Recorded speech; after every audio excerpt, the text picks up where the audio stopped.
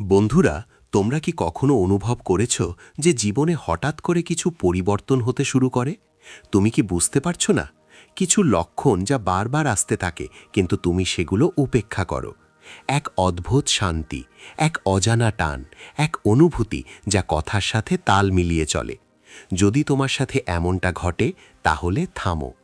আজ তোমার শোনা খুবই গুরুত্বপূর্ণ, কারণ আজ আমি তোমাকে যা বলতে চাচ্ছি তা তোমার সম্পূর্ণ দৃষ্টিভঙ্গি বদলে দিতে পারে। বিবেচনা করো, এই পৃথিবীতে কোটি কোটি মানুষ আছে, কোটি কোটি জীবন, প্রত্যেকের নিজস্ব গল্প আছে। কিন্তু তাদের মধ্যে কিছু মানুষ আছে যাদের জন্য কিছু অনন্য ঘটনা ঘটে। তাদের জীবন একটি বিশেষ মোড় নেয়। তারা অনুভব করতে শুরু করে যে কেউ তাদের সাথে আছে, কোনো অদৃশ্য শক্তি তাদের রক্ষা করছে, কেউ তাদের একটি বৃহত্তর উদ্দেশ্যে প্রস্তুত করছে। এবং যখন এটি ঘটে, তখন ব্যক্তির শরীরে, তাদের মনে এবং তাদের চারপাশে কিছু নির্দিষ্ট লক্ষণ দেখা দেয়, যা অস্বাভাবিক। আজ আমরা ঈশ্বর কাউকে বেছে নেওয়ার সময় যে 7টি ঐশ্বরিক লক্ষণ দেখা দেয় তা নিয়ে আলোচনা করব। এবং বন্ধুরা, যখন তুমি পড়ো বা শোনো, তখন তোমার হৃদয়কে জিজ্ঞাসা করো, তুমি কি এই লক্ষণগুলিও অনুভব করো? কিন্তু অপেক্ষা করো বন্ধুরা, আমি তোমাদের জন্য এই ভিডিওটি তৈরি করার জন্য অনেক পরিশ্রম করেছি, তাই বিনিময়ে এই কঠোর পরিশ্রমের ফল অর্থাৎ ভিডিওটি লাইক করো। বন্ধুরা, ভিডিওটি লাইক করো এবং চ্যানেলটি সাবস্ক্রাইব করো এবং মন্তব্যে ধন্যবাদ ইউনিভার্স লিখো, যাতে ইউনিভার্স তোমার ইচ্ছা শুনতে পায় এবং তা দ্রুত পূরণ করে। চলুন ভিডিওতে এগিয়ে যাই। প্রথমে নির্বাচিত হওয়ার অর্থ কী তা সম্পর্কে একটু বুঝতে পারি। অনেকেই মনে করেন যে ঈশ্বর যখন কাউকে মনোনীত করেন, তখন সেই ব্যক্তির রাজা হন, অলৌকিক কাজ করেন অথবা স্বর্গ থেকে আলো পান। কিন্তু না বন্ধুরা, বাস্তবতা একেবারেই ভিন্ন। ঈশ্বর যখন কাউকে মনোনীত করেন, তখন তিনি তাদের একটি বিশেষ যাত্রায় পাঠান। এমন একটি যাত্রা যা ভেতর থেকে শুরু হয়। প্রথমে আপনাকে ভেঙে ফেলে এবং তারপর আপনাকে মেরামত করে। প্রথমে এটি আপনাকে একা ছেড়ে দেয়, তারপর আপনাকে এত গভীরভাবে পূর্ণ করে যে আপনার আর অন্য কারোর প্রয়োজন হয় না। ধর্মগ্রন্থ, বেদ, উপনিষদ এবং গীতা বারবার বলে যে ঈশ্বর প্রতিটি জীবকে ভালোবাসেন। কিন্তু কিছু আত্মা আছে যারা তাদের কর্ম, তাদের আবেগ, তাদের কৌতূহলের মাধ্যমে ঈশ্বরকে এতটাই আকর্ষণ করে যে তিনি তার আরও কাছে টেনে নেন। এবং যখন এটি ঘটে, তখন একটি অনন্য প্রক্রিয়া শুরু হয়। তাই আসুন সেই 7টি ঐশ্বরিক লক্ষণ অন্বেষণ করি। প্রথম লক্ষণ, সঙ্গীত, হলো একাকিত্বের প্রতি আকর্ষণ। বন্ধুরা, ঈশ্বর যাকে মনোনীত করেন, তখন ব্যক্তি প্রথমে যে জিনিসটি অনুভব করে তা হলো ভিড়ের অদ্ভুত ভয় নয়, বরং ক্লান্তির অনুভূতি। যে ব্যক্তি আগে পার্টিতে যেত, বন্ধুদের সাথে প্রচুর হাসি ঠাট্টা করত এবং নিয়মিত অংশগ্রহণ করত, সে হঠাৎ করেই এই সমস্ত কিছুতে শূন্যতার অনুভূতি অনুভব করতে শুরু করে।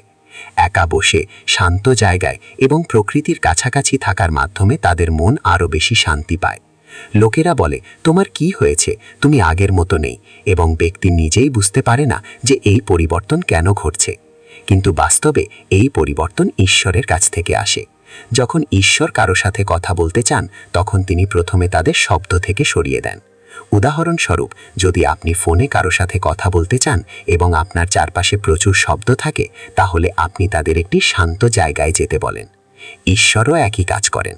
তিনি আপনাকে ভিড় থেকে, অর্থহীন কথাবার্তা থেকে, নেতিবাচক মেলামেশা থেকে দূরে রাখেন, যাতে আপনি তার কণ্ঠস্বর শুনতে পান।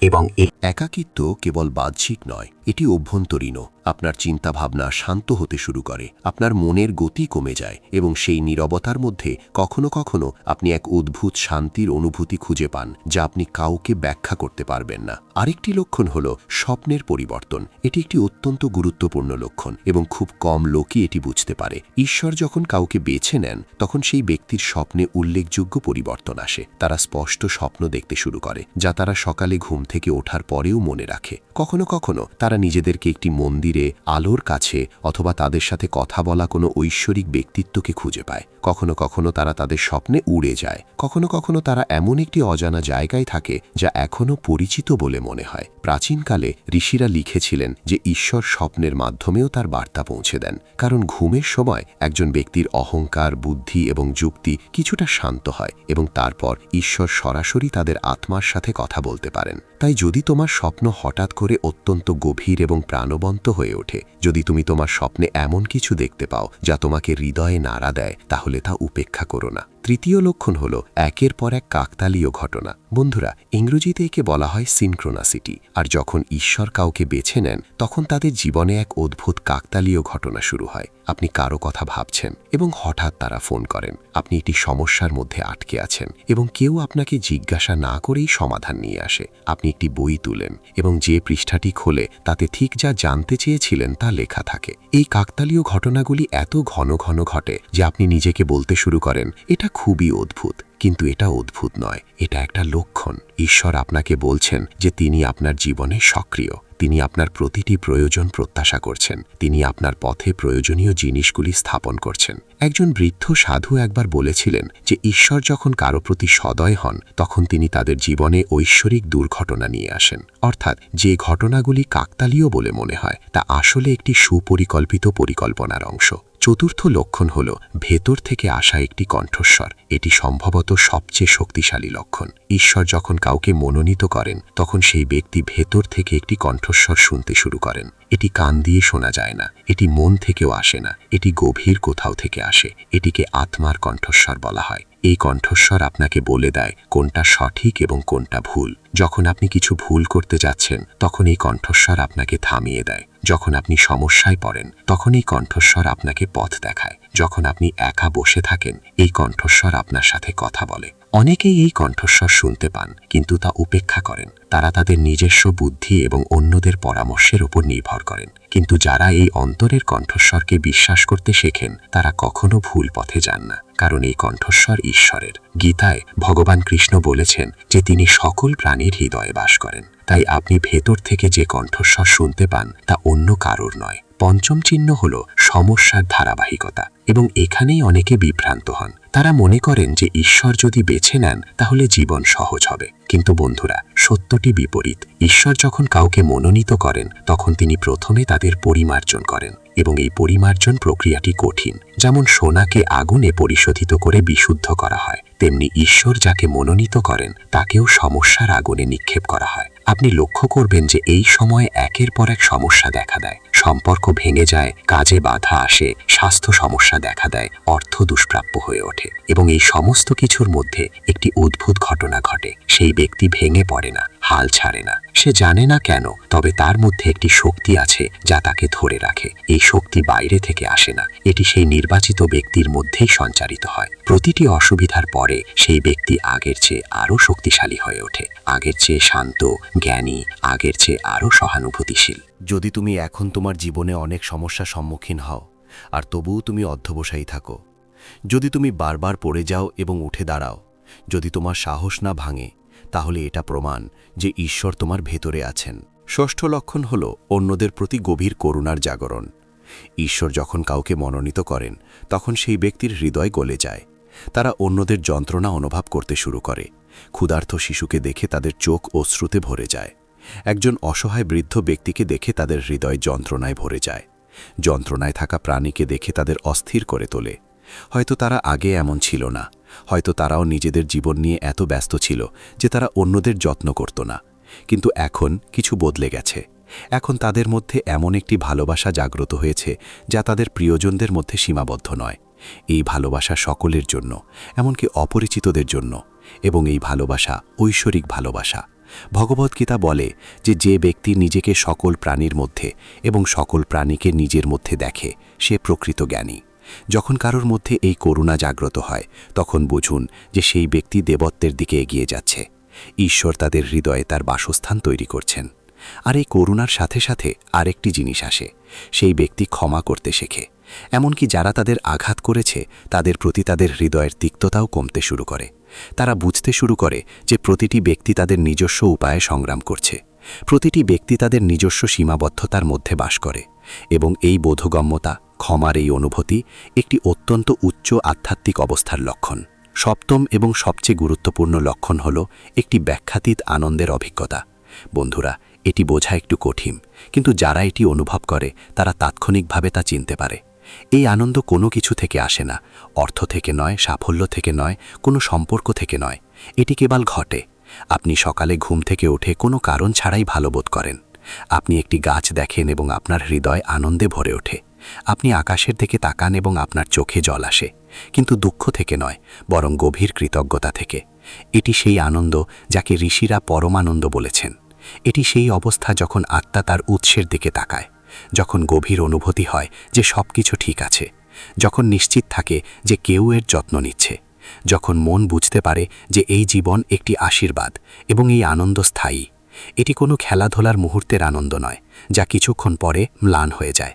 এটি একটি স্রোতের মতো প্রবাহিত হয়, কখনো বেশি, কখনো কম, কিন্তু কখনো থামে না। এখন আপনি হয়তো ভাবছেন যে এই লক্ষণগুলি চিনতে পেরে কি করবেন, এবং এই প্রশ্নটি অত্যন্ত গুরুত্বপূর্ণ। কিন্তু অপেক্ষা করুন বন্ধুরা, আমি আপনার জন্য এই ভিডিওটি তৈরি করার জন্য অনেক প্রচেষ্টা করেছি। তাই বিনিময়ে দয়া করে ভিডিওটি লাইক করুন, এই কঠোর পরিশ্রমের ফল। বন্ধুরা, দয়া করে ভিডিওটি লাইক করুন এবং চ্যানেলটি সাবস্ক্রাইব করুন, এবং মন্তব্যে ইউনিভার্সকে ধন্যবাদ লিখুন, যাতে ইউনিভার্স আপনার ইচ্ছা শুনতে পায় এবং দ্রুত তা পূরণ করে। আসুন ভিডিওটি চালিয়ে যাই। বন্ধুরা, প্রথমত, যখন আপনি এই লক্ষণগুলি চিনতে পারেন, তখন আতঙ্কিত হবেন না। এটি ভয়ের কিছু নয়, এটি সবচেয়ে সুন্দর জিনিস যা যে কারো সাথে ঘটতে পারে। ঈশ্বরের পছন্দ বোঝা নয়, এটি একটি বিশেষাধিকার। দ্বিতীয়ত, অন্যদের কাছে এই লক্ষণগুলি দেখানোর কোনো প্রয়োজন নেই। অনেক মানুষ যখন তাদের এমন অভিজ্ঞতা হয়, তখন তারা অন্যদের বলতে শুরু করে, কিন্তু মনে রাখবেন, সবাই আপনাকে বুঝতে পারবে না। আর যদি কেউ না বোঝে, তাহলে আপনি হতাশ হবেন। অতএব এই অভিজ্ঞতাগুলিকে নিজের মধ্যে লালন করুন। এটি আপনার এবং ঈশ্বরের মধ্যে একটি ব্যক্তিগত সম্পর্ক। তৃতীয়ত, আপনার আধ্যাত্মিক অনুশীলন বৃদ্ধি করুন। ঈশ্বর যখন আপনাকে লক্ষণ দিচ্ছেন, তখন তিনি আপনার কাছে কিছু চান। তিনি চান আপনি তার আরও কাছে আসুন। তাই প্রার্থনা করুন, ধ্যান করুন, সেবা করুন, এবং সবচেয়ে গুরুত্বপূর্ণ, তার উপর আস্থা রাখুন। এই আস্থা সহজ নয়। জীবনে যখন ঝড় আসে, তখন বিশ্বাস দোদুল্যমান হতে শুরু করে। কিন্তু যারা এই ঝড়ের মধ্যেও ঈশ্বরের হাত ধরে থাকে, তারাই প্রকৃত ভক্ত, এবং ঈশ্বর এমন লোকদের বেছে নেন। চতুর্থত, আপনার অহংকার ত্যাগ করুন। এটি সবচেয়ে কঠিন কাজ। যখন একজন ব্যক্তি অনুভব করতে শুরু করে যে তারা বিশেষ, তাদের নির্বাচিত করা হয়েছে, তখন অহংকার বিকশিত হতে পারে। কিন্তু মনে রাখবেন, ঈশ্বর যাকে বেছে নেন, তাকেই বেছে নেন। আসুন প্রথমে তাকে বিনীত করি। বাঁশি বাজানোর সাথে সাথে যখন এটি খালি থাকে, একইভাবে ঈশ্বর অহংকার মুক্ত ব্যক্তির সাথে কথা বলেন। এখন আমি আরও একটি বিষয় তুলে ধরতে চাই। আমি আমাদের সামনে থাকা কিছু উদাহরণ দিতে চাই, যা আমরা সকলেই জানি। মীরাবাইয়ের দিকে তাকান। তার জীবনে কি ঘটেছিল? তার শ্বশুরবাড়ির লোকেরা তাকে হয়রানি করেছিল, বিষ প্রয়োগ করেছিল এবং অপমান করেছিল। কিন্তু তিনি কখনো শ্রীকৃষ্ণের উপর বিশ্বাস হারাননি, কারণ তিনি জানতেন যে তিনি নির্বাচিত। এবং তিনি যে আনন্দ অনুভব করেছিলেন, তা কোনো প্রাসাদে পাওয়া যায়নি। কবির দাসজিকে দেখুন। একটি সরল তাঁতি সম্প্রদায় কখনো তাকে গ্রহণ করেনি, এমনকি হিন্দুরাও নয়, এমনকি মুসলমানরাও নয়। কিন্তু তার ভেতর থেকে যে জ্ঞান প্রবাহিত হয়েছিল, আজও লক্ষ লক্ষ লোককে পথ দেখায়, কারণ ঈশ্বর তাকে বেছে নিয়েছিলেন। মন্দিরের পুরোহিত রামকৃষ্ণ পরমহংসকে দেখুন। কিন্তু তিনি এমন দেবত্বের অধিকারী ছিলেন যে বিবেকানন্দের মতো একজন যুক্তিবাদী এবং বুদ্ধিমান ব্যক্তিও তার পায়ের কাছে বসেছিলেন। এই সমস্ত মহান আত্মার মধ্যে একটি জিনিস মিল ছিল। তারা কাকতালীয়, কষ্ট, একাকিত্ব, একটি আভ্যন্তরীণ কণ্ঠস্বর, করুণা এবং সেই অকারণ আনন্দ দ্বারা বেষ্টিত ছিল। এবং তারা সেই লক্ষণগুলিতে চিনতে পেরেছিল। তারা তাদের বিশ্বাস করেছিল এবং সেই পথে হেঁটেছিল। বন্ধুরা, আমি আরও একটি জিনিস যোগ করতে চাই। ঈশ্বর কেবল সাধু বা মহান ব্যক্তিদেরই বেছে নেন না, তিনি যে কাউকেই বেছে নিতে পারেন। একজন কৃষক, একজন গৃহিণী, একজন ছাত্র, একজন শ্রমিক। ঈশ্বরের জন্য কোনো পার্থক্য নেই। তিনি আত্মা দেখেন, তিনি তার জন্য ভেতরে তৃষ্ণা দেখেন। এবং এই তৃষ্ণা কিভাবে জাগ্রত হয়? যখন একজন ব্যক্তি পৃথিবীতে সবকিছু থাকার পরেও সন্তুষ্ট হতে অক্ষম হয়। যখন টাকা আসে, সাফল্য আসে, সম্পর্ক আসে, কিন্তু তবুও কিছু অনুপস্থিত থাকে। যখন ভেতর থেকে একটি কণ্ঠস্বর বলে যে এর চেয়েও বেশি কিছু আছে, এর চেয়েও বড় কিছু। এই মুহূর্তটি যখন আত্মা তার আসল বাড়ির দিকে ফিরে যায়, এবং যখন এই পরিবর্তন ঘটে, যখন এই তৃষ্ণা জাগ্রত হয়, তখন ঈশ্বর আসেন, কারণ তিনি ইতিমধ্যেই সেখানে ছিলেন। আপনি কেবল তার দিকে মনোযোগ দিচ্ছিলেন না। এখন আমি একটি খুব গুরুত্বপূর্ণ বিষয়ের দিকে ফিরে যাই। যারা এই লক্ষণগুলি অনুভব করেন, তারা একটি বড় বিপদের মুখোমুখি হন, এবং সেই বিপদ হল বিভ্রান্তি। যখন একজন ব্যক্তি আধ্যাত্মিক অভিজ্ঞতা অর্জন করতে শুরু করেন, তখন কেউ কেউ তাদের বিভ্রান্ত করার চেষ্টা করেন। কেউ কেউ বলেন যে তারা পাগল হয়ে যাচ্ছে, কেউ কেউ বলে এটা সব মনের একটা ভ্রান্ত ধারণা, কেউ কেউ বলে এগুলো সব ছেড়ে দিয়ে বাস্তব জগতে বাস করা উচিত। আর এই জিনিসগুলো মাঝে মাঝে একজন মানুষকে দ্বিধাগ্রস্ত করে তোলে। অতএব একজন প্রকৃত গুরুর আশ্রয় নেওয়া গুরুত্বপূর্ণ। ধর্মগ্রন্থ অধ্যয়ন করুন, সৎসঙ্গে যোগ দিন, এমন লোকের সাথে থাকুন যারা আপনার যাত্রা বোঝেন, এবং সবচেয়ে গুরুত্বপূর্ণ, নিজের এবং ঈশ্বরের উপর বিশ্বাস রাখুন। আমি আরও একটি কথা বলতে চাই যে যদি আপনি আপনার জীবনে এই 7টি লক্ষণ দেখেন তাহলে দয়া করে নিজেকে কারো সাথে তুলনা করবেন না। প্রতিটি ব্যক্তির আধ্যাত্মিক যাত্রা আলাদা। কেউ কেউ একটি চিহ্ন পান, কেউ কেউ সব, কেউ কেউ দ্রুত যাত্রা করেন, কেউ কেউ ধীর। ঈশ্বরের সাথে আপনার সম্পর্ক অনন্য, এটি আপনার জন্য অনন্য। এবং যদি আপনি মনে করেন যে আপনার কাছে এই লক্ষণগুলি নেই তাহলে হতাশ হবেন না। ঈশ্বর সকলের জন্য, আপনিও তার। শুধু আপনার হৃদয় খুলুন, কেবল তার কাছে জিজ্ঞাসা করুন, তার সাথে কথা বলুন, তাকে বলুন যে আমি আপনাকে চাই, এবং তিনি আসবেন। কারণ একজন সাধু একবার বলেছিলেন যে ঈশ্বর আমরা যতটা ভাবি তত দূরে নন, তিনি কেবল আমাদের তাকে ডাকার জন্য অপেক্ষা করছেন। তাহলে আজ থেকে শুরু করে একটা কাজ করো। আজ রাতে ঘুমাতে যাওয়ার আগে একা বসে থাকো, চোখ বন্ধ করো আর মাত্র 2 মিনিটের জন্য নিজের ভেতরে থাকাও। কোনো মন্ত্রের প্রয়োজন নেই, কোনো বিশেষ পদ্ধতির প্রয়োজন নেই। শুধু তোমার হৃদয়ে ঈশ্বরকে অনুভব করার চেষ্টা করো এবং কি ঘটে তা দেখো। কখনো কখনো একটি মুহূর্তই যথেষ্ট। সত্যিকারের আকাঙ্ক্ষার একটি মুহূর্তের এত শক্তি আছে যে বছরের পর বছর ধরে নকল ভক্তি তা করে না। বন্ধুরা, আমরা সবাই এই পৃথিবীতে যাত্রা করছি এবং সেই যাত্রার আসল উদ্দেশ্য কেবল অর্থ উপার্জন করা, বাড়ি তৈরি করা বা খ্যাতি অর্জন করা নয়। আসল উদ্দেশ্য হলো সেই চেতনাকে জানা যা আমাদের সৃষ্টি করেছে, সেই ভালোবাসা যা সর্বশ্রেষ্ঠতা অর্জন করার জন্য, সেই আনন্দ অনুভব করার জন্য যে এটা চিরন্তন। আর যখন ঈশ্বর কাউকে মনোনীত করেন তখন তিনি তাকে একটি লক্ষ্যে নিয়ে যাওয়া, এই যাত্রায় তাকে পাঠানো। এবং সেই যাত্রার লক্ষণগুলি আজ আমরা যা আলোচনা করেছি এর মতোই। তাই যদি আপনিও আপনার জীবনে এই 7টি লক্ষণ অনুভব করেন তাহলে জেনে রাখুন যে আপনি একা নন। এমন একটি হাত আছে যা আপনার, এমন একটি শক্তি আছে যা আপনার সাথে আছে, এমন একটি ভালোবাসা আছে যা আপনার জন্য, এবং এটাই সবকিছু। ঈশ্বরের ওপর আস্থা রাখুন, তার পথে চলতে থাকুন, এবং একদিন আপনি সেই গন্তব্যে পৌঁছাবেন যেখানে সবকিছুই অর্থবহ হবে, যেখানে সমস্ত প্রশ্নের উত্তর দেওয়া হবে, যেখানে আত্মা তার ঘরে পৌঁছে যাবে। বন্ধুরা, কিছু জিনিস আছে যা কঠোর শোনালেও জীবন বদলে দেয়। কিছু সত্য আছে যা আমরা জানি কিন্তু গ্রহণ করতে চাই না, এবং কিছু মানুষ আছে যারা এই সত্যগুলিকে এত সহজভাবে প্রকাশ করে যে তার হৃদয়ে প্রবেশ করে। পরমহংস যোগানন্দ ছিলেন এমন একজন মহান আত্মা, একজন সন্ত যিনি কেবল ভারতকেই নয় সমগ্রকে আধ্যাত্মিকতার পথ দেখিয়েছিলেন। তিনি পশ্চিমের মানুষকে ক্রিয়াযোগের শক্তির সাথে পরিচয় করিয়ে দিয়েছিলেন, যার বই একজন যোগীর আত্মজীবনী আজও লক্ষ লক্ষ মানুষের জীবন পরিবর্তন করে চলেছে। কিন্তু বন্ধুরা, যোগানন্দ কেবল মিষ্টি কথা বলতেন না, তিনি সত্য কথা বলতেন, স্পষ্টভাবে, কোনো অস্পষ্টতা ছাড়াই। এবং সেই কারণেই তার কথা আজও তার সময়ের মতোই তাজা এবং প্রাসঙ্গিক। আজ আমরা যোগানন্দের তিক্ত কিন্তু সত্য চিন্তাভাবনা নিয়ে আলোচনা করব, যা বিশ্বের সাথে ভাগ করে নিয়েছিলেন। যোগানন্দ বারবার যে প্রথম তিক্ত সত্যটি বলেছিলেন তা হল বেশিরভাগ মানুষ তাদের পুরো জীবন ঘুমিয়ে কাটায়, এবং তিনি রাতের ঘুমের কথা বলছিলেন না। তিনি এমন এক অচেতন অবস্থার কথা বলছিলেন যেখানে একজন ব্যক্তি বেঁচে থাকে, শ্বাস নেয়, খায়, পান করে এবং কাজ করে, কিন্তু সত্যিকার অর্থে জাগ্রত হয় না। সে জানে না সে কে, সে জানে না সে এখানে কেন। সে কেবল ভিড়ের সাথে চলে, সে তাই করে যা অন্যরা করছে, সে চায় যা অন্যরা চায়, এবং এই ভিড়ের মধ্যে হারিয়ে গেলে একদিন সেই ব্যক্তি মারা যায়। তার ভেতরে থাকা অসীম শক্তি কখনোই উপলব্ধি করে না। যোগানন্দ বলতেন যে এটিই সবচেয়ে বড় ট্র্যাজেডি, খনিতে পড়ে থাকা একটি হীরা যা কখনো খনন করা হয় না, চিরতরে নিভে যাওয়া একটি প্রদীপ, সমুদ্রে কখনো পৌঁছায় না নদী। আর এই ট্র্যাজেডি ঈশ্বরের ইচ্ছায় ঘটে না, এটা ঘটে কারণ আমরা নিজেরাই জেগে উঠতে চাই না। আমরা আমাদের আরামদায়ক ঘুমে এতটাই ডুবে যাই যে যে কেউ আমাদের জাগিয়ে তোলার চেষ্টা করে তাকেই আমরা শত্রু ভাবতে শুরু করি। আর এই বক্তব্য যতই কঠোর শোনাক না কেন, কারণ যতক্ষণ না আমরা স্বীকার করি যে আমরা ঘুমিয়ে আছি ততক্ষণ আমরা জেগে ওঠার চেষ্টাও করব না। যোগানন্দ আরেকটি বিষয়ের উপর জোর দিতেন যে মানুষ তাদের নিজেদের দুঃখ কষ্টের জন্য দায়ী। এটা শুনতে খুব কঠিন। আমরা সকলেই মনে করি যে আমাদের সমস্যার জন্য অন্য কেউ দায়ী, আমাদের বাবা মা দায়ী, আমাদের পরিস্থিতি দায়ী, আমাদের ভাগ্য দায়ী, সমাজ দায়ী। কিন্তু যোগানন্দ বলতেন যে এই চিন্তাভাবনা মানুষকে আরও গভীর জলাবদ্ধতার মধ্যে ঠেলে দেয়। তিনি বলতেন যে আমরা যে চিন্তাভাবনা করি, যে অনুভূতি ধারণ করি, যে কাজ আমরা করি, সব মিলে আমাদের জীবন গড়ে তোলে। যদি আপনার জীবনে দুঃখ কষ্ট থাকে তাহলে তার মূল আপনার নিজের চিন্তাভাবনার মধ্যেই নিহিত। যদি তোমার জীবনে একই সমস্যা বারবার দেখা দেয় তাহলে এর অর্থ হলো তোমার ভেতরে কিছু কন্ডিশনিং, কিছু অভ্যাস, কিছু বিশ্বাস আছে যা এই সমস্যাগুলিকে চালিত করছে। আর যতক্ষণ পর্যন্ত আমরা অন্যদের দোষারোপ করতে থাকি ততক্ষণ সেই ভেতরের কারণ বদলাবে না। আর যদি ভেতরের পরিবর্তন না হয় তাহলে বাইরের কিভাবে বদলাবে?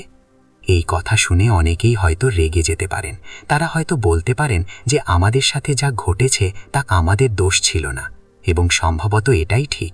কিন্তু যোগানন্দজি বলেছিলেন যে যা ঘটেছে তা ঘটেছে, কিন্তু এখন কি হবে তা তুমিই নির্ধারণ করতে পারো। এবং যদি তুমি এই দায়িত্ব না নাও তাহলে তুমি সর্বদা একজন শিকার হিসেবে বেঁচে থাকবে, এবং শিকার কখনোই মুক্ত নয়। যোগানন্দজি বারবার যে কঠোর সত্যটি বলেছিলেন তা হলো মানুষ ঈশ্বরকে খোঁজে কিন্তু আসলে তাকে খুঁজে পেতে চায় না। এই বক্তব্যটি সম্ভবত সবচেয়ে বেদনাদায়ক। একবার ভাবুন তো, কত মানুষ মন্দিরে যায়, প্রার্থনা করে, উপবাস করে, কিন্তু তাদের জীবন অপরিবর্তিত থাকে। কত মানুষ নিজেদের ভক্ত বলে দাবি করে, কিন্তু তাদের ভেতরে শান্তি বা আনন্দ নেই। যোগানন্দ বলতেন যে এর কারণ হল বেশিরভাগ মানুষের ভক্তি আসলে একটি লেনদেন। তারা ঈশ্বরের কাছে টাকা, পুত্র, অসুস্থতার নিরাময়, চাকরি চায়, কিন্তু তারা নিজেদের দিতে অনিচ্ছুক। তারা ঈশ্বরকে পেতে চায়, কিন্তু তারা তাদের পার্থিবতা, তাদের অহংকার, তাদের আকাঙ্ক্ষা ত্যাগ করতে অনিচ্ছুক। এবং এই অর্ধহৃদয় ভক্তি কখনো ফল দেয় না। ঈশ্বর কোনো ব্যবসায়ী নন যিনি লেনদেন করেন। তিনি এমন একটি প্রেম যা সম্পূর্ণরূপে কামনা করে। তিনি চান আপনি আপনার সমস্ত হৃদয় এবং আত্মা নিয়ে তার কাছে আসুন, এবং যতক্ষণ না আপনি তা করেন আপনি তাকে অর্জনের ভান করতে পারেন, কিন্তু আপনি তাকে অর্জন করতে পারবেন না। এটি অনেক ধার্মিক মানুষকে বিরক্ত করতে পারে, কিন্তু যোগানন্দ ধর্মীয় আচার অনুষ্ঠানের চেয়ে আত্মার গভীরে প্রবেশের গুরুত্বের ওপর জোর দিয়েছিলেন। তিনি বলতেন যে আত্মায় ভরা এক মুহূর্তের আন্তরিক প্রার্থনা হাজার প্রার্থনার চেয়েও বেশি কার্যকর। যোগানন্দজি চতুর্থ যে বিষয়টির কথা বলেছিলেন তা হল মানুষ তাদের ইন্দ্রিয়ের দাস, এবং তারা তা উপলব্ধিও করে না। আমরা মনে করি আমরা স্বাধীন, আমরা মনে করি আমরা নিজেরাই সিদ্ধান্ত নিই, কিন্তু বাস্তবে আমরা আমাদের ইন্দ্রিয়ের ইচ্ছামতো কাজ করি। আমরা যা সুস্বাদু মনে হয় তা খাই, এমনকি যদি তা আমাদের জন্য ক্ষতিকরও হয়। আমরা ঘণ্টার পর ঘণ্টা বিনোদনমূলক জিনিসেই লিপ্ত থাকি, এমনকি যদি তা আমাদের সময়ের অপচয় হয়। আমরা যা আরামদায়ক তা বেছে নিই, এমনকি গুরুত্বপূর্ণ কাজ অসম্পূর্ণ থেকে যায়। যোগানন্দজি বলেছিলেন যে ইন্দ্রিয়ের এই দাসত্ব একজন ব্যক্তিকে তার প্রকৃত স্বভাব থেকে দূরে সরিয়ে দেয়, কারণ একজন ব্যক্তির প্রকৃত স্বভাব হল আনন্দ, শান্তি এবং ভালোবাসা। কিন্তু যখন তারা ইন্দ্রিয়ের পিছনে ছুটতে থাকে তখন তারা কখনো এই প্রকৃত আনন্দ খুঁজে পায় না। প্রতিবার যখন কিছু কিছু অল্প সময়ের জন্য ভালো লাগে তখন শূন্যতা ফিরে আসে, এবং এই শূন্যতা ব্যক্তিকে একটি নতুন আকাঙ্ক্ষার দিকে ঠেলে দেয়। এটি এমন একটি চক্র যা কখনো শেষ হয় না। যতক্ষণ না একজন ব্যক্তি এই চক্র ভাঙতে শেখে, যতক্ষণ না সে তার ইন্দ্রিয়ের মালিক হয়, ততক্ষণ সে প্রকৃত স্বাধীনতা অর্জন করতে পারে না। আর ইন্দ্রিয়ের মালিক হওয়ার পথ কি? যোগানন্দ বলতেন যে এই পথ হল ধ্যানের, যোগের, ভেতরে ঘুরে দাঁড়ানোর পথ। যখন আপনি ভেতরে যান, যখন আপনি সেই প্রকৃত আনন্দের সামান্যতম স্বাদও পান, তখন বাহ্যিক জিনিসের দীপ্তি ম্লান হতে শুরু করে। যোগানন্দজি পঞ্চম কঠোর সত্যটি খুব স্পষ্টভাবে বলেছিলেন, তা হল বেশিরভাগ সম্পর্ক আসলে প্রয়োজনের বন্ধন, ভালোবাসার নয়। অনেকেই এটা শুনে অস্বস্তি বোধ করেন, কিন্তু গভীরভাবে ভাবুন, আমাদের সম্পর্কের মধ্যে আমরা কি খুঁজি? আমরা নিরাপত্তা, সাহচর্য এবং পরিচয় খুঁজি। আমরা চাই কেউ আমাদের বোঝুক, কেউ আমাদের প্রশংসা করুক, কেউ আমাদের চাহিদা পূরণ করুক। আর যখন কেউ তা না করে তখন আমরা রেগে যাই। যোগানন্দজি বলতেন যে এই প্রয়োজন ভিত্তিক সম্পর্ক সত্যিকারের ভালোবাসা নয়। সত্যিকারের ভালোবাসা হল নিঃস্বার্থ, যা দান করার মধ্যে আনন্দ খুঁজে পায়, গ্রহণের মধ্যে নয়। যে অন্যের সুখকে নিজের সুখ বলে মনে করে, যে অন্যদের পরিবর্তন করার চেষ্টা করে না। আর এই ধরনের ভালোবাসা তখনই সম্ভব যখন একজন ব্যক্তি প্রথমে নিজেকে ভালোবাসতে শেখে, যখন সে তার ভেতরের ঐশ্বরিকতা চিনতে পারে যা তাকে কখনো একা ছেড়ে দেয় না, যখন সে ঈশ্বরের কাছ থেকে তার সমস্ত চাহিদা পূরণ করতে শুরু করে। তখন তার সম্পর্কগুলি আর প্রয়োজনের বন্ধন থাকে না, বরং ভালোবাসার উৎসবে পরিণত হয়। যোগানন্দজি দৃঢ়ভাবে যে ৬ নম্বর কথাটি বলেছিলেন তা হল সম্পদ এবং বস্তুগত সাফল্য কখনোই সন্তুষ্টি আনতে পারে না। এবং আজকের সময়ে এটি শুনতে বিশেষভাবে কঠিন, কারণ সর্বত্র আমাদের শেখানো হয় যে আরও বেশি উপার্জন করতে হবে, একটি বড় বাড়ি থাকতে হবে, একটি দামি গাড়ি কিনতে হবে, বিদেশ ভ্রমণ করতে হবে। এবং এই সমস্ত অর্জনের জন্যে মানুষ তাদের জীবনের সবচেয়ে মূল্যবান বছরগুলি ব্যয় করে। যোগানন্দজি বলেননি যে টাকা খারাপ বা সাফল্য ভুল। তিনি বলেছিলেন যে আপনি যদি ভাবেন যে এই জিনিসগুলি আপনাকে প্রকৃত সুখ এনে দেবে, তবে আপনি ভুল। হাজার হাজার মানুষ আছে যাদের সব কিছু আছে, তবুও তারা ভেতরে খালি, হতাশাগ্রস্ত এবং অস্থির। কারণ প্রকৃত সুখ বাইরে নয়, এটি ভেতরে, এটি ধ্যানের সাথে আসা শান্তিতে, ঈশ্বরের উপস্থিতি থেকে আসা আনন্দে। অতএব যে ব্যক্তি তার সমস্ত শক্তি বাহ্যিক জিনিস অর্জনে ব্যয় করে, সে এটা পড়ে থাকে এবং কখনো ভেতরে যায় না। সে সারা জীবন এটাই করে। সে দৌড়াতে থাকে, কিন্তু কখনো তার আসল গন্তব্যে পৌঁছায় না। যোগানন্দ খুব স্পষ্টভাবে যে সপ্তম কথাটি বলেছিলেন তা হল এই: সেই ভয় এমন একটি রোগ যা একজন মানুষকে ভেতর থেকে ক্ষয় করে দেয়, এবং বেশিরভাগ মানুষই এতে ভোগে। ব্যর্থতার ভয়, মৃত্যুর ভয়, একাকিত্বের ভয়, মানুষ কি বলবে এই ভয়, ভবিষ্যতের ভয়, এবং এই ভয় একজন ব্যক্তিকে তার প্রকৃত সম্ভাবনা থেকে দূরে রাখে। যোগানন্দ বলতেন যে ভয়ের একমাত্র চিকিৎসা হল ঈশ্বরে বিশ্বাস। যখন আপনি জানেন যে একটি অসীম শক্তি আপনার সাথে আছে, যখন আপনি নিশ্চিত হন যে যা কিছু ঘটে তা ভালোর জন্য, তখন ভয়ের কোনো জায়গা থাকে না। কিন্তু এই বিশ্বাস কোথা থেকে আসে? এটি ধ্যান থেকে আসে, এটি আধ্যাত্মিক অনুশীলন থেকে আসে, এটি আপনার নিজের মধ্যে থাকা অভিজ্ঞতা থেকে আসে। এই অভিজ্ঞতাগুলি ছাড়া বিশ্বাস কেবল একটি শব্দ। যখন আপনি ঈশ্বরকে ভেতরে অনুভব করেন, তখন বিশ্বাস একটি জীবন্ত শক্তি হয়ে ওঠে। যোগানন্দ যে অষ্টম জিনিসটিকে অত্যন্ত গুরুত্বপূর্ণ বলে মনে করেছিলেন তা হল, মানুষ তাদের শরীরের চেয়ে তাদের মনে রোগ বেশি চাষ করে। এমনকি আধুনিক বিজ্ঞানও এটি স্বীকার করছে। আজ মানসিক রোগ নিয়ে অনেক গবেষণা হচ্ছে, কিন্তু যোগানন্দ কয়েক দশক আগে এই কথাটি বলছিলেন। তিনি বলেন, নেতিবাচক চিন্তা, রাগ, ঈর্ষা, উদ্বেগ এবং ভয় সবই শরীরে রোগের বীজ বপন করে।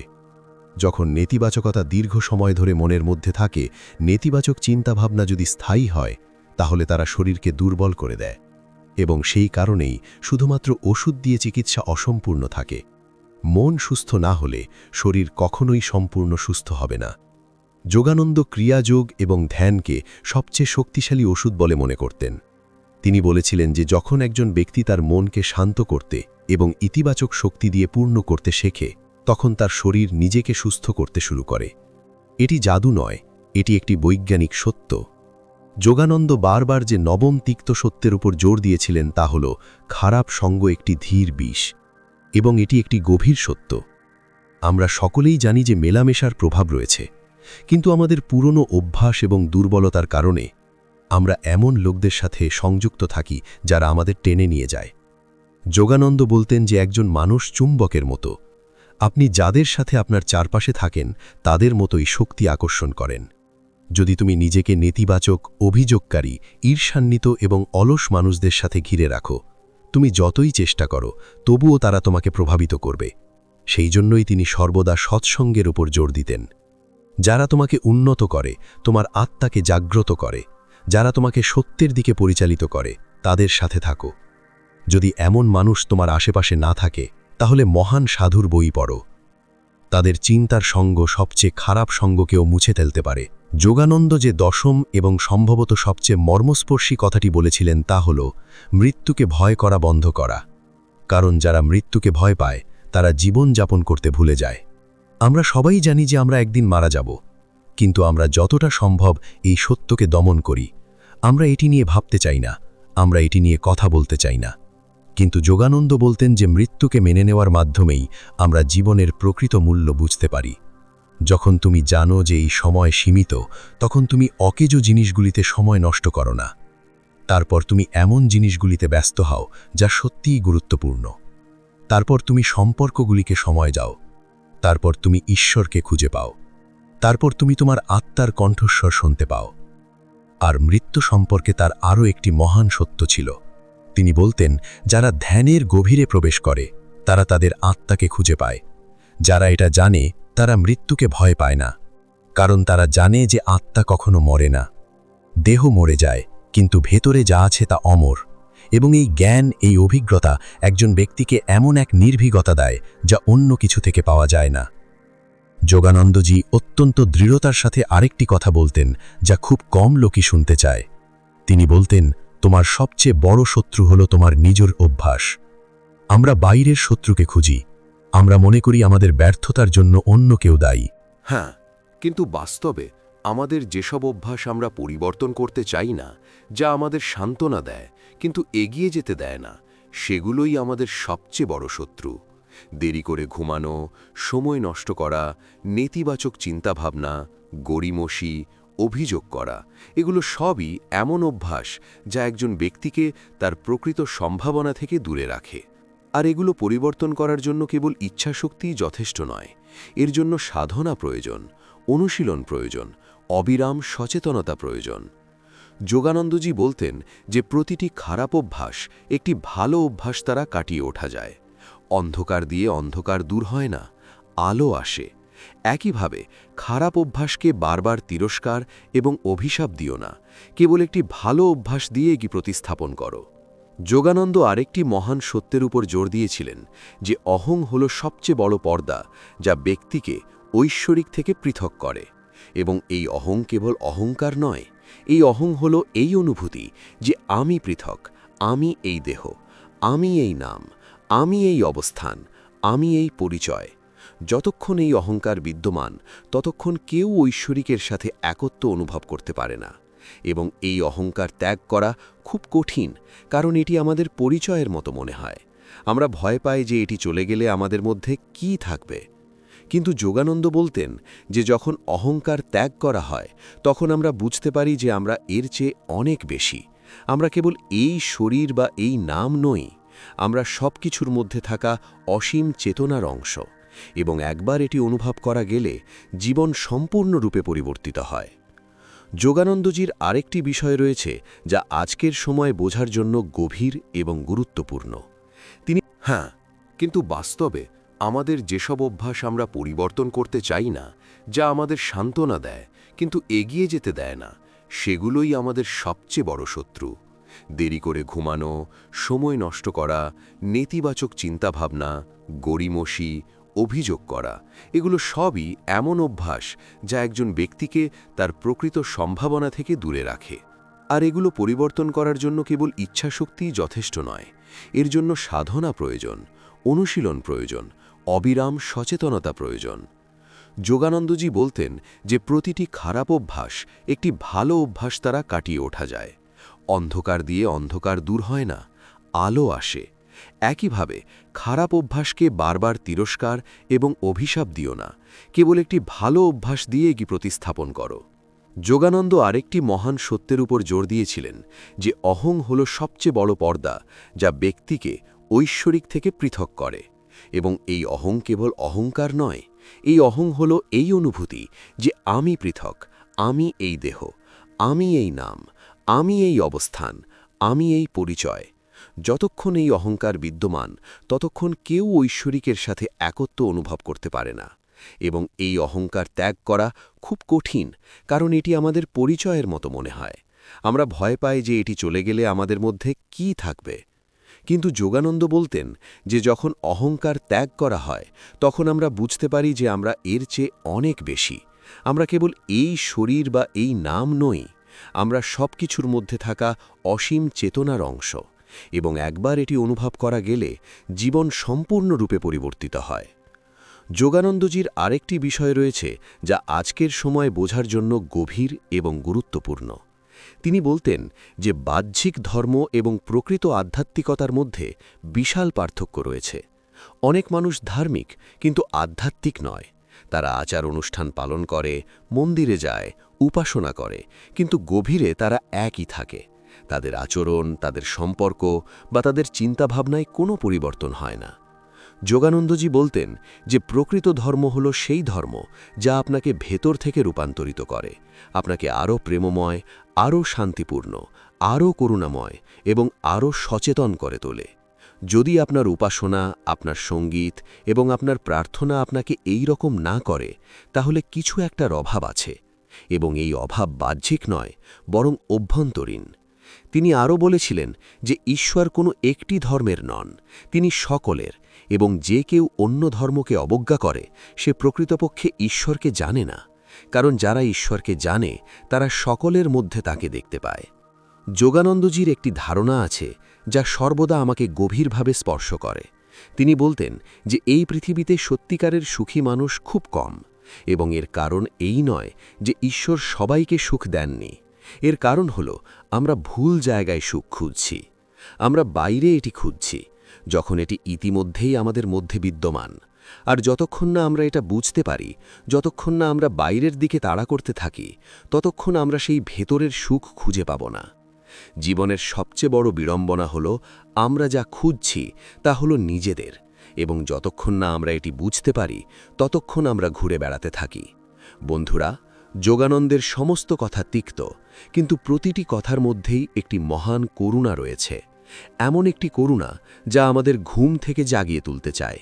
এটি আমাদের বলতে চায় যে আমরা যে জীবন যাপন করছি তা আমাদের প্রকৃত সম্ভাবনার একটি ছোট অংশও নয়। এটি আমাদের দেখাতে চায় যে আরও ভালো পথ, একটি গভীর জীবন, একটি অভিজ্ঞতা যা সবকিছুকে রূপান্তরিত করে, এবং সেই পথটি এর মধ্যেই নিহিত। সেই পথ হল ধ্যানের, আধ্যাত্মিক অনুশীলনের, সত্যের, প্রেমের পথ। এবং সেই পথে চলার প্রথম ধাপ হল এই তিক্ত কথাগুলিকে গ্রহণ করা, স্বীকার করা যে হ্যাঁ, আমি ঘুমিয়ে আছি, এটা ছিল। মেনে নেওয়া যে হ্যাঁ, আমি ভুল জায়গায় সুখ খুঁজছিলাম। মেনে নেওয়া যে হ্যাঁ, আমাকে জাগিয়ে তুলতে হবে। আর যখনই গ্রহণযোগ্যতা আসে, যখন এই প্রথম পদক্ষেপ নেওয়া হয়, তখন ঈশ্বর নিজেই এগিয়ে আসেন এবং পথ দেখান। এটাই ছিল যোগানন্দের বার্তা, এটাই ছিল তার জীবন, আর এটাই তার ঐতিহ্য যা আজও লক্ষ লক্ষ মানুষের জীবনকে রূপান্তরিত করে চলেছে। জয় গুরুদেব। ওম।